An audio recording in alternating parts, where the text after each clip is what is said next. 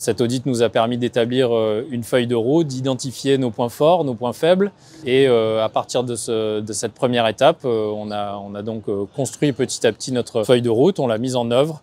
Assez concrètement, ça s'est matérialisé par la mise en place simplement dans un premier temps du suivi de nos consommations, d'électricité, de nos consommations d'eau. On a mis en place une déchetterie, un point propre sur notre port qui nous permet de retraiter et revaloriser l'ensemble de nos déchets de carénage. Et bien sûr, on a accompagné les clubs, nos usagers, nos plaisanciers, nos restaurants pour qu'ils puissent être à nos côtés dans cette démarche avec des actions de sensibilisation.